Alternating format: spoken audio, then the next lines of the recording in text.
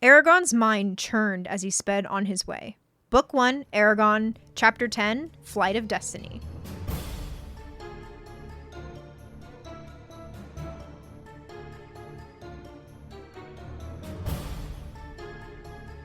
Welcome to Eragon and Back Again, a podcast where we explore Christopher Paolini's inheritance cycle one chapter at a time. I'm Lucy Hart. And I'm Darien Smartt. And once again, we have returned back to Eragon.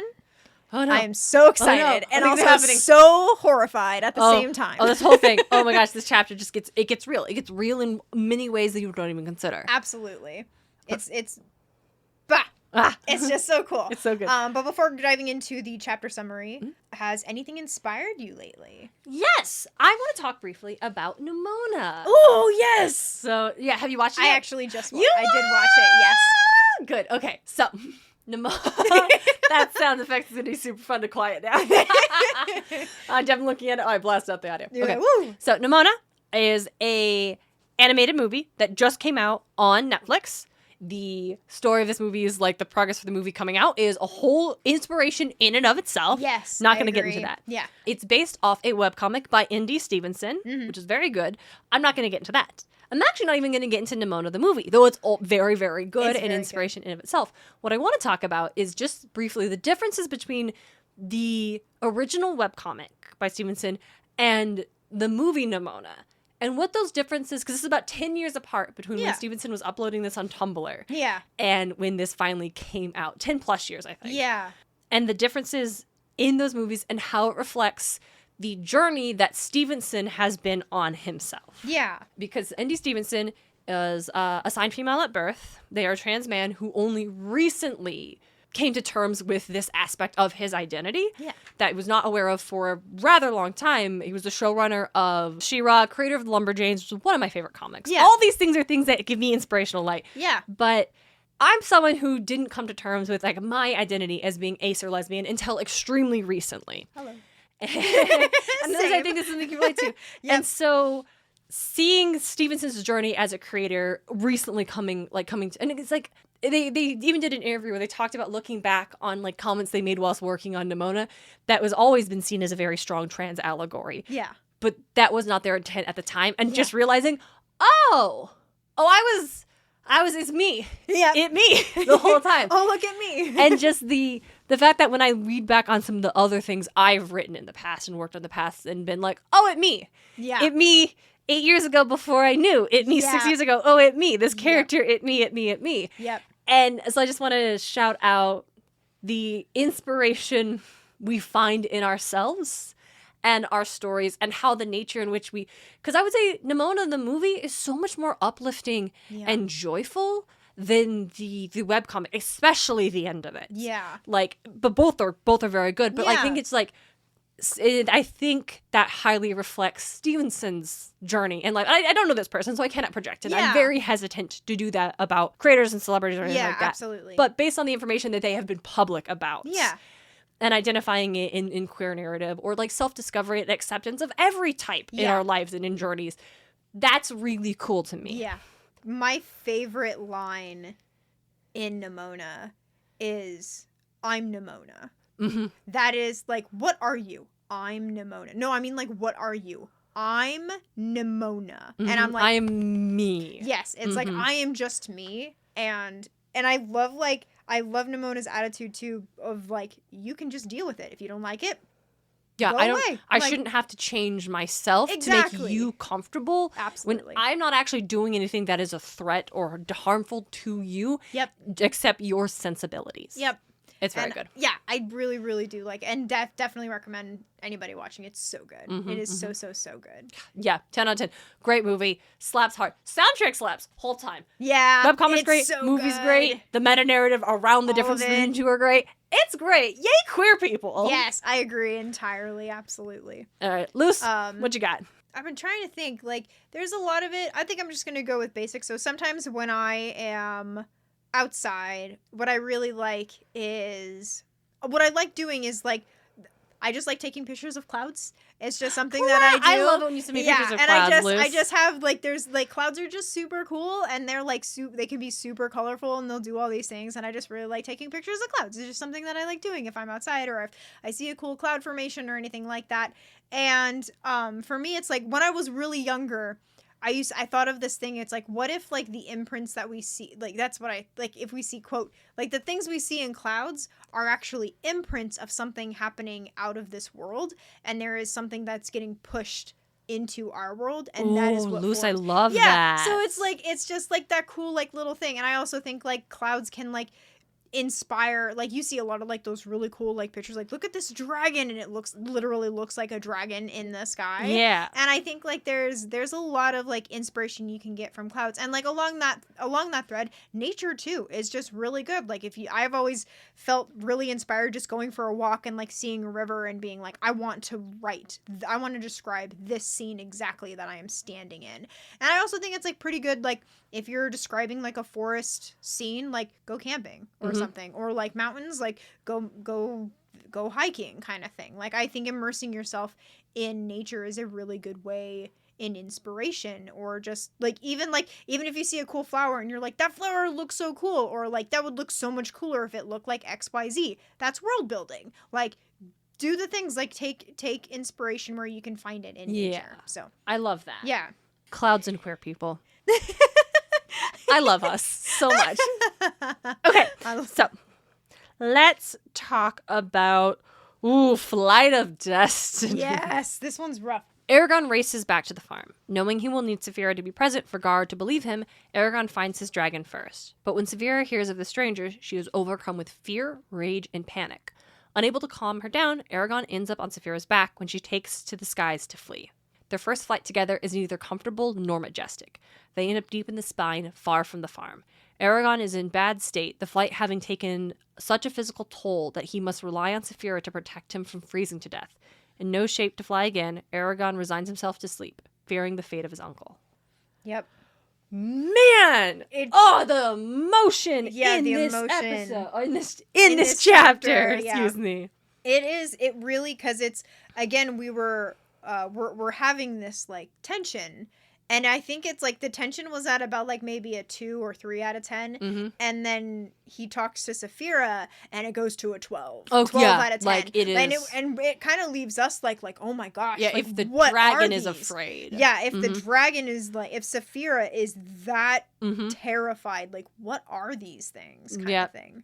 Yep. I love again how Eragon knows, again, logic, like how he praised Eragon so early on for like, hey, way to plan, way to get ready and like prepared, be responsible with your dragon before you tell Garrow and Rowan about it, and then procrastinate. Yep. And now it's like that has truly come back. Because if he had told Garrow before, he would not have to go to Saphira now. He could just tell Garrow and we would move to the next thing. Yep. But he does wisely know that he's like, I can't just tell Garrow, by the way, that stone I had hatched into an egg is a dragon. Now there are strangers looking for it. Yep. He knows I just need Saphira here, and then we will like, and that is smart, because you see this in like fantasy, supernatural setting, sci-fi, whatever, where the young protagonist is trying to tell their parental figure the truth, but the parental figure doesn't believe them because it's too outlandish. Yep. And then they just don't grab the thing of the evidence that would very clearly let them know they're telling the truth. Like, that is always so annoying. Yep. So props to Eragon for avoiding that. Yes. Absolutely. But, oh my gosh. Just Saphira's reaction, like, when he, like, tells her what happened, and when he mentions the strangers, Saphira recoiled. Bloodlust and fear emanated from her in great, sickening waves. Fire, enemies, death, murderers. And she's just lashing out and roaring. Yep, and I do think, like, it's like when he, like, right here, he tries to reach out. He's like, what's wrong? He put all the strength into his words, but an iron wall surrounded her mind, shielding her thoughts. And he can still hear her. Oaths betrayed, souls killed, eggs shattered, blood everywhere, murderers. And Eragon's just like, I can't talk to her. Yeah. What is happening? Yeah. Basically. Like, he can't get in, and he actually has to block out her emotions because it is too much for him to take in himself. Yep. and he switches to like talking out because when they starts talk, they speak mentally. And he switches out loud to be like, enough, Saphira. Everything's going to be all right. And he's physically trying to like hold on to her and get her to calm down. Yep. And at one point, like, I love, he blocked out her emotions, watching her tail. When it flicked past him, he dashed to the side and grabbed a spike on her back. Clutching it, he pulled himself onto the small hollow base of her neck and held it tightly as she reared again, which is, as we talked about, a place where Eragon sits often when they're together. Yep. And he, like, scratches her scales, so we probably identify this as a position that provides her with comfort and relaxation for both of them. So he's trying to get in a position that will be comfortable for her and 100%. trying to get her to calm down. Yep. Instead, once she is on her back, she jumps to the sky and she takes to the air and is immediately flying to get away. Yep. And I think that's so interesting. I do think so too. I did highlight that where she crouched and her wings rushed upward.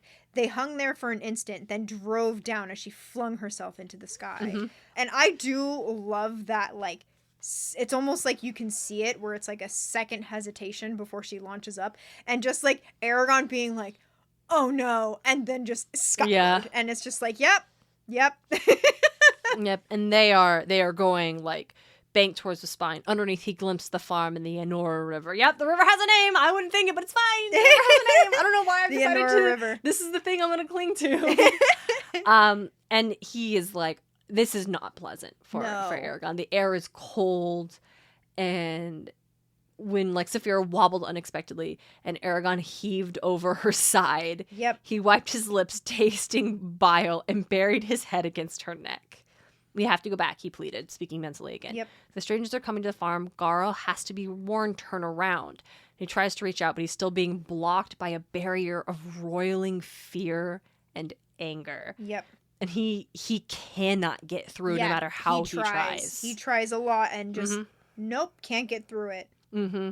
And then I do like they get to the mountains, and like this is also shows us just how fast Saphira can fly, because I feel like we've known that before, but this is like Eragon's firsthand experience, because it took him 3 days to get into the spine. He's there within minutes or maybe hours. I would say a couple hours. Yeah, it sounds like there. In how bad off Eragon is at the end, I would say 2-3 hours. Yeah, because they get there so fast, fast, really fast. But again, like it's comparative. It takes him hours instead of days.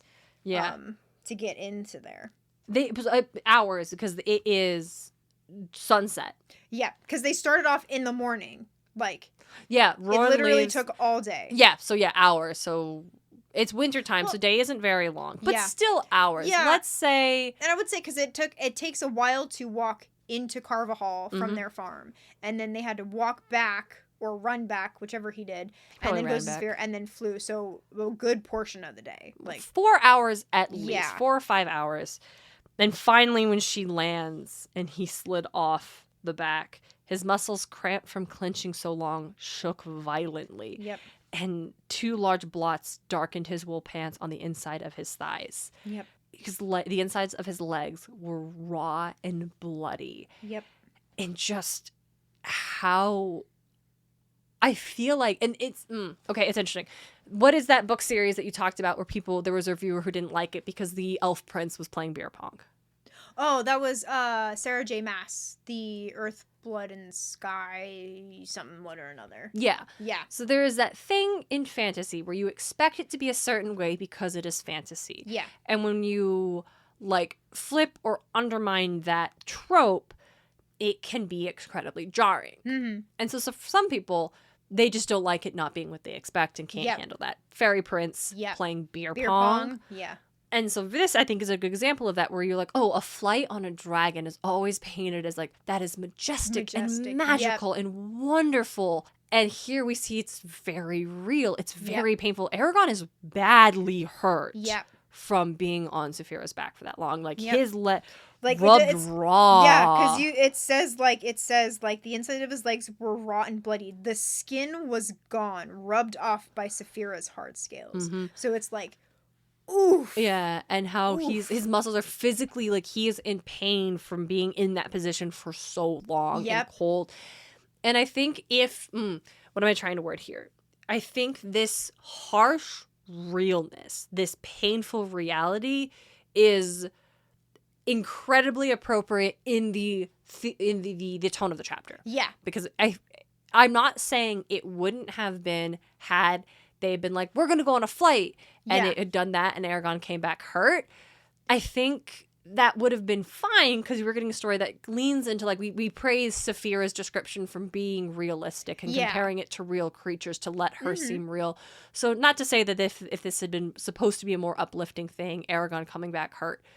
Actually, I think it would have been unwelcome because it would have been like, wait, this was supposed to be cool and it comes back terribly. Like, what message am I supposed to take away from that? Yeah.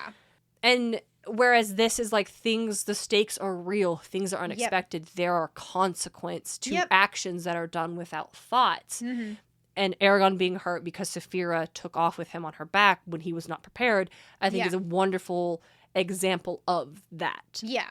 I was just gonna say, if if they hadn't their first flight in this manner, I think it almost could have been played off maybe like a little comical, just like a little bit. Because if he's like, okay, let's try flying, and then gets on Saphira's back and they're flying, he goes, wait, land, my legs hurt real bad, and he's they like get cramped, on he gets off and falls over, throws up, and she's amused, and she's like, perhaps you need. Or I think Saphira would have been like, you need a saddle. My scales will rub your skin exactly. raw. Or like, because like he's like not having fun, and he's like, Saphira, land right now. Like, this is not good. Yeah. And lands, and she's amused, and she's like, there would have been that makes sense. Or like learning. Yeah, they didn't even like Eragon like looks at his legs, and he's like, I'm scraped up, and she's like, oh, so I didn't even think about that. I'm sorry. Yeah, like, you don't have scales like I do. Yeah, and so it could have been played off almost a little comical. Yeah, like it's real, but there aren't consequences because they're preparing for it. Exactly. Yeah, I agree with that because this is, and I think it matches the tone. It matches the tone of the situation so well. Yeah, and I think that's the big difference between like, because I feel like that would have matched this everyday normal life that we had before the strangers came into town, but the strangers coming to Carvajal changes everything. Yeah, and it's a tone shift. It's a tone shift for this is the first time Eragon has. Sorry, I interrupted. No, go ahead. This is the first time Eragon has felt painful, violent consequence from Saphira. Yeah. And I think like that's what like it's so appropriate. And it's also like Eragon like wouldn't have noticed because he was just like, I am in the sky and the only thing keeping me from falling into space is me holding Saphira as tightly as I can. Yeah. And so it makes sense. And like also like she's scared and he can't reach her, and that's really freaky. Yeah, they're not communicating. He's up there with her, but he's alone almost. Yeah, and it's panic and terror. And I think like the pain that he goes through it just fits that tone. Yeah. Like the everything just fits. It's like puzzle pieces, and it just fits so well. It just, all of that just fits so well. I love it. It's really good. And Eragon's like, oh, he can't stand. He's like, oh, cool, I'm in the spine. I don't know where. During the middle of the winter with a crazed dragon, unable to walk or find shelter. Night is falling. I have to get back to the farm tomorrow. And the only way to do that is to fly, which I can't endure anymore. I wish Saphira could breathe fire. Yep. I do really like that because it's like, even through, like, we've, again, going back to just Eragon's character, he is very, like, I need to figure out as much as I can about the dragons before I tell Garrow, like, need to bring meat home to my family. He's very analytical, and he's like, I am in the spine. I'm basically boned. Like, there's nothing oh my God. I can't do anything right now. Yeah. I can't do anything right now. But he has the sense to assess this. And he's like, what can I do? What can't I do? Oh my God. Yeah. And he tries to talk to Saphira again. She's, like, dropped the barrier. So she's away from the danger. Yep. And a point that it's allowing her to be calmer. But so Eragon can reach out to her again. He's like trying. I love this. Like the barrier in her mind was gone. Without it, her fear scorched through him. He clamped down on it and slowly soothed her with gentle images. Why do the strangers frighten you? Murderers, she hissed. Garrow is in danger, and you kidnapped me on this ridiculous journey. Are you unable to protect me? She growled deeply and snapped her jaws. Ah, but if you think you can, why run? Death is a poison. Saphira, look where we are. The sun is down, and your flight has stripped my legs as easily as I would scale a fish. Is that what you wanted? No. Then why did you do it? I love, just like, is that what you wanted? No. Through his link with Saphira, he felt her regret for his pain, but not for her actions. She looked away and refused to answer. And he's like, and so we don't know why these strangers have freaked out this dragon. Yep. But it's bad. Yeah, it really is. It's bad. And I like that she's like, I didn't mean to hurt Eragon, but I stand by what I did. I needed to get us away from there. And I would also say, like, she didn't try to fly away until Eragon was on her back. Yep. I don't think she would have left Eragon. No. But as soon as he was on her back, she knew she could like, leave and take him. Human on back, we're going. Yep. Like, oh, good. He's with me. Like, I cannot leave him, but we have to leave we're leaving. now. Yep. Yeah. I also think, like, it's really interesting because I think we talked about it in one of the chapters before where, like, Saphira, although she's only months old, has this knowledge about her. And that's, like, a thing where it's, like, she says death is a poison. And it's like, where did you hear that? Like, that is something else. And then also, like, her reaction to these, like, she is not, as far as we are aware, she has not seen any other humans but Eragon. Yeah. Because she has been staying away from the farm, doesn't go near it, doesn't do anything. Maybe at a distance she's seen humans. Yeah. But, like, the only human she's really ever interacted with is Eragon. And so it's like, how does she know these two strangers? I almost said their name. How does she know them? Yeah. And it's like almost instinctual. Yeah. Her. How she calls it, like, fire, enemies, death, murderers, oaths betrayed, souls killed, eggs shattered, blood everywhere. Yep. That's memory. Yep. Like, that's someone reacting to a traumatic memory. Yep. That, by all means, like, Saphira shouldn't have this. So it's cluing us in that as a dragon, Saphira is connected to something more. Yep, absolutely.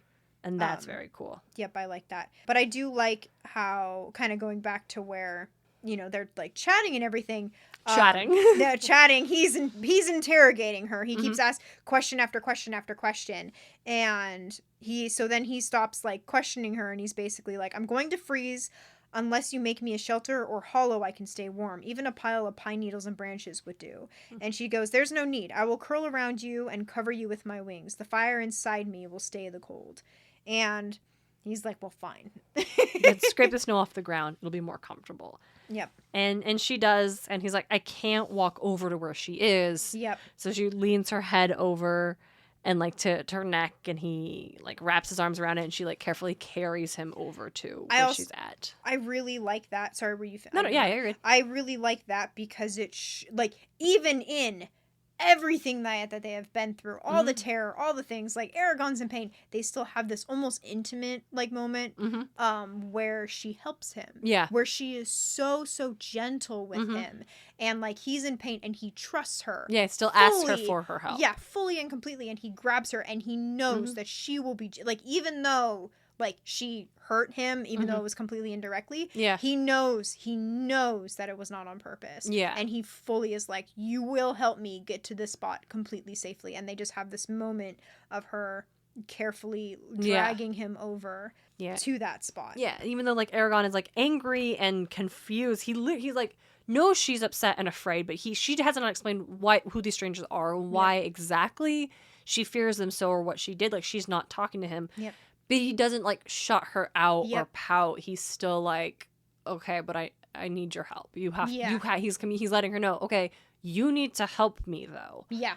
And she's like, she's like relieved that he stopped interrogating her. Yeah. And I think this scene does demonstrate, like, the bond between Eragon and Saphira so well. Yeah. I think it really resembles, like, best friends. Yeah. Where they can, like, literally rip off each other's heads 1 minute and then just be, like, super buddy next. Like, not in a toxic way. Yeah. But, just like, more like things happen, you get on each other's nerves, and you can come back from that point and repair it. Oh, 100%. And I think because it's, like, that full trust and love and just all the things that go into any healthy relationship. And I think, like, that's what goes here. It's like, even though they've had all these issues, they can get past it. They work through it because it's tensions and emotions were running exactly high. And it's like you know, bonded. I feel like them being bonded is also, like, a really big weight in that, but they also care and trust about each other and all these things, and I think that goes a long way. Nah, for real.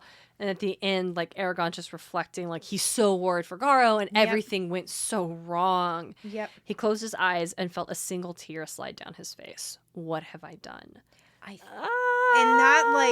And that ends. Oh, sorry, were you gonna? No, I was just me making a noise. Yeah, no, that end is also, like, for me, it also instills, like, a sense of dread for me, because it is very much like, it's like Eragon, you didn't do anything though. Yeah. And it's like, and I'm trying to really come from a place like me reading this for the first time as well. But I really do think like that has an impact of like, it's not your fault, dude. Yeah. But he's going to blame himself. Yeah. It's like the survivor's guilt kind of thing, where it's like you just feel guilty even if it's not your fault. I mean, not quite survivor's guilt, but like along the same veins. Yeah. Where he just feels like, I could have done to prevent this. Yeah, if I made different choices. Yeah, and it's like, yeah, if you made different choices, there would have been a different outcome. Yeah.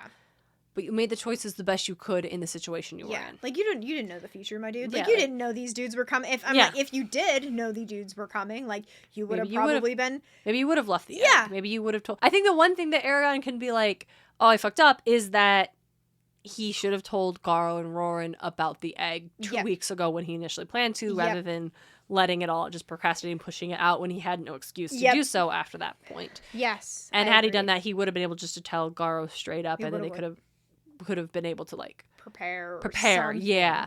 But I agree. But that's not what happened. But we'll deal with the repercussions of this chapter later. Yeah. Because I think this is the first chapter that I was very much like, oh my gosh, I want to keep reading right now. Yeah. It definitely ends on a note about, because it's like they are a day, if not a half a day, if not a day's ride away from the farm. Yeah, because I think he says like if they leave first thing, they won't even get there till midday. Yep. And so it's like, that is scary, because it's like, if you think about it, Garrow is home alone right now. Yeah, weird. Like Eragon didn't come back. What the fuck is that? Yeah, Eragon didn't come back, and it's also like not too many spoilers for the next episode, but literally he can't. Like I guess assuming even right now, like he can't leave, so they are there for the night. Eragon will not be home for the night. Yeah, and Garrow could just be worried because he's like, where's Eragon? It also could be like him maybe rationalizing it, being like, well, you know, Rowan did just leave. Maybe he doesn't want to come home yet. Maybe he went hunting. Yeah. But then...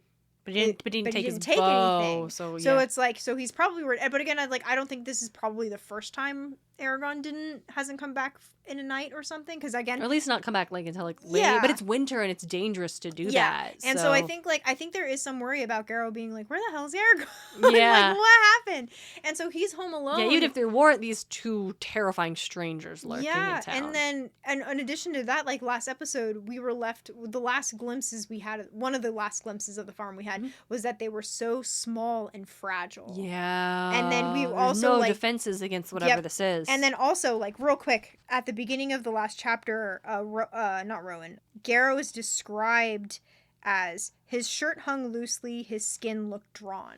So, like, we know Garrow is in the higher ages, and so Garrow could also be seen as small and fragile. Yeah. And so, like, that is what's the only thing left in the farm is just small and fragile and alone. Yeah. And it's like, that is scary, especially with these two weird people who made Eragon freeze in his tracks. Yeah. And it's also like, again, going back even further, foreshadowing even earlier chapters, if something were to happen to them on the farm, they couldn't get to Carvajal in time. So it's just layers and layers and layers of like this, oh my god, like the whole time. Yeah. Yep, I agree. Oh gosh, all right. Well, I think that's all we have. We can't talk about anything more until we have more to talk about. Yeah, so. No, it's so tense, but yes. So what's our writing takeaway? This one is, I think, a little bit harder because it like not going back to anything else we said. It because it's like, I want to say that, I don't even know if I could put this in like a sentence, but it's like it kind of going a little bit along the lines of the slow burn of like last episode's writing tip.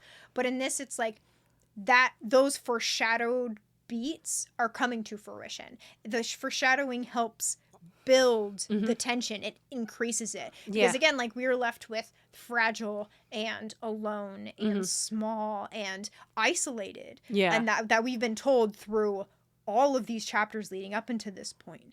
And so I guess it's like, use foreshadowing in this way. You don't have to do it super obviously. If you want to do it super obviously and it works for you, absolutely go for it. But I think, like, use foreshadowing in a way that when those tense beats hit, you're just like, it just hits so much harder. I think that's kind of what I'm thinking. I agree. Yeah. I think I wanted to address something along the lines of we talked about tone Yes, go ahead. and identifying, I don't know, just a good tone. Like, Yeah. I don't know, it seems like silly to be like, oh, well, you know, the harsh nature of the ride is in line with the tone, so make sure. I think matching the tone. I think matching tone works. Matching. Yeah, because you don't, like, dropping something comedic in this chapter would have been inappropriate. Yeah. I think. It just wouldn't have worked with Mhm. everything going on. So I think that's a good one. Like, Yeah. matching tone with what you are writing. Yeah, like I think, yeah, like really committing to the tone of what you're writing. Yeah, Absolutely. yeah, I think committing. 'Cause listen, I really like Thor Ragnarok. think it's funny. There are a handful of times where the comedic tone undermines what should have been a tense, serious moment, Absolutely. or a comedic joke undermines what should have been a serious tone. Mm-hmm. And yeah, so I like that when the scenes are supposed to be lighthearted and delightful, they are that. And when something is supposed to be serious and frightening, it is that. So Yep. committing to the tone. Committing to the tone, absolutely. And it's almost like the very, very true, because you mentioned that, and it just like popped in my head, like the super trope of two characters you have been wanting to kiss the whole time, and then somebody bursts into the room. It's almost the same kind of effect where you're just like, it's a serious tone, and then someone bursts into the room and ruins the moment. You're like, Yeah. Why? I was really enjoying that. Like, what did that serve? Yeah, Ooh, yeah. like having, tone serving story and then scene serving tone, Yeah. I think is what it is. Yep. But I agree. I really like that. Awesome. Lucy, thank you so much for joining me for this episode. Oh, well, thank you, Darien, for joining me on this episode. Always a pleasure. It's always fun. Awesome. So much fun. Before we depart, I want to shout out one of our listeners real quick. Yes. Who's been chatting with us on our Instagram. Yes. This is one Curtis Moore. They've messaged us a couple of times and always have just like the best suggestions I agree. or examples of things we've been talking about. Yeah, really nice. Yep. We talked about villain motivation. They reached out and told us about a character named Judge from Blood Meridian, which I haven't read, but I appreciate that. Because I've just been thinking about it for days and how he's obviously terrible, but every time I read it, I can think of a new motivation. But a lot of times I think he might not have any other motivation, just that he likes violence. And I like that. The idea of like a villain being so layered, you can see 1,000 motivations in them, and it also comes back to maybe they have none. Yep. And absolutely. that does demonstrate. It's like super complex villain. Perfect. Yeah.